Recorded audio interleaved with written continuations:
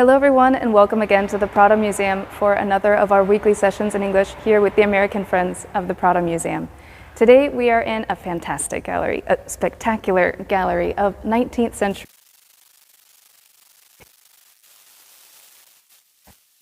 century.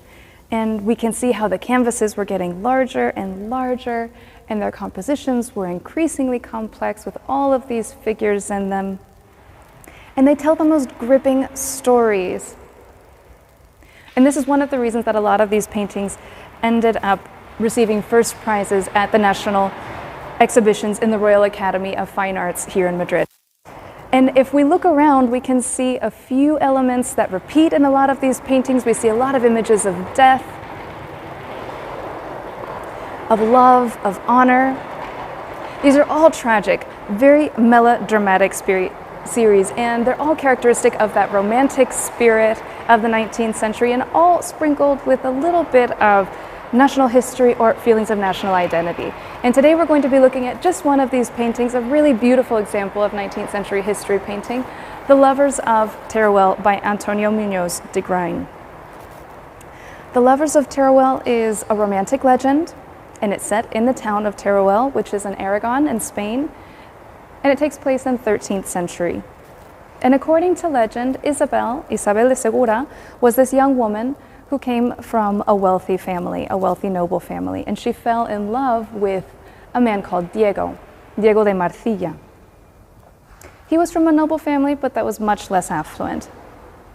And because of Diego's lack of fortune, Isabel's father refused to let the two of them marry. But Diego promised to seek fortune. He promised to get a fortune that would be worthy of asking for Isabel's hand in marriage. And so he left Teruel, and he said that he'll be back in 5 years' time with the fortune necessary to ask for her hand in marriage, which he did. He left Teruel and he fought in battles, and he earned the fortune that he promised, and he came back to Teruel, but he had discovered that Isabel had just been married off to another man following her father's wishes because the 5 years had elapsed. And the father believed that Diego had died or that he would never return. And Diego was heartbroken, and so he went to Isabel in the night and he asked for one final kiss. And Isabel, who had already promised to marry this other man, said that she couldn't because of her marital vows. And Diego was so moved that he collapsed and he died immediately, heartbroken. The next day, Isabel attended Diego's funeral, and she was overcome with grief and also with guilt. And she ran to him and she kissed him in his coffin, giving him that final kiss, and then she died of heartbreak as well. This legend has been immortalized in literature and in theater numerous times. In 1837, just a few decades before this was painted, it was the subject of a popular play by the Spanish playwright Juan Eugenio Artzenbusch. So in the 19th century, this story really had all of the key elements to be a great subject for history painting. It was based on a national legend, and it has these ideas of love, of heartbreak, of love sickness that were so popular in the 19th century.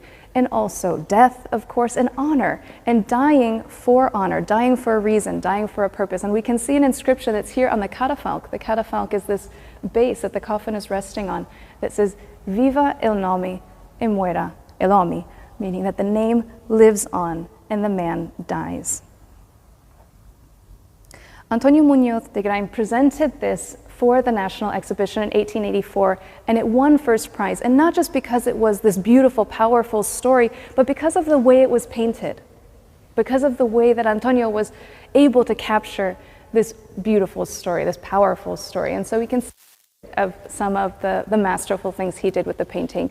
And we can look at the light that's coming in through the window from the outside. You can see the bright light outdoors contrasting with the dim light from the inside. The light filters in through this curtain, leaving us this dim, hazy, shadowy scene in the background, leaving all of these figures in shade, which gives this sense of intimacy, but it also creates a sense of depth.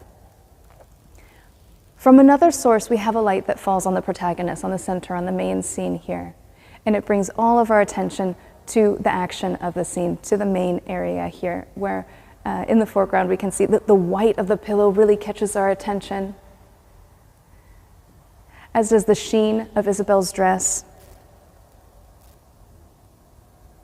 It all brings our attention, brings our eye to the center of the story. And Antonio also included a lot of these lines here in the foreground that also bring us up to Isabel. We can see the lines in the rug and the lines in the floor, that in these lines over here as well, that all intersect here and bring us up to the figure of Isabel. They bring us, our eye up to the main source of the action, as does this candle. This candle here pulls us in, it draws us into the action. And Antonio, the artist, also included a few of these details that seem anecdotal, like this candle that has just burned out. And they add realism, they add a sense of this could be lifelike, that this could really happen, little bits of imperfections. We can also see maybe details like the wrinkles in the rug, and the flowers around the catafalque and around the coffin that look like they've fallen down, or that they've been pushed out of place, or they've been placed kind of haphazardly. These details that make this scene seem more lifelike really heighten the drama and add this emotional punch. And then we see Isabel's hand, and we see that this hand is beautiful and it's delicate, and because of that position, you know that it's a lifeless hand. And in this moment, we realize how suddenly everything has just happened, and that Muñoz Degrain has actually painted a very specific moment of this story, that Isabel has just passed away in this instant. Just a moment before, we could have seen her rushing into the room, knocking over the candle, which has been burnt out, and wrinkling the rug, and she's come in and she's kissed her lover, and she's just passed away. And if we look in the background, we can also see the individual reactions of all of the people that are looking on, and see a mixture of surprise, of grief, because they're at a funeral, and also confusion maybe, looking on, seeing what's happening, and a few people are starting to realize that they're not just grieving for one, but now they're grieving for two.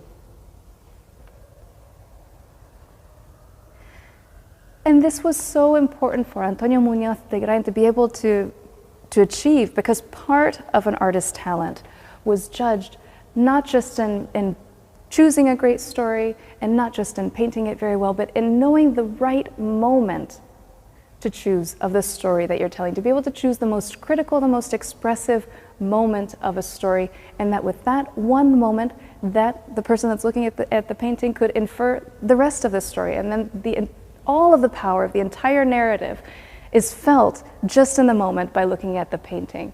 And it produces this really powerful experience. And it is a powerful experience, really, standing here in front of this painting. It's intense, it's compelling, it's incredibly beautiful. Really, everywhere we look in this gallery, we have another grand painting that is vying for our attention. And taking just a few minutes to spend time with one of them, it's an experience. It's well worth your time. So thank you for having done just that with me now. And we'll see you again next Wednesday for another session in English.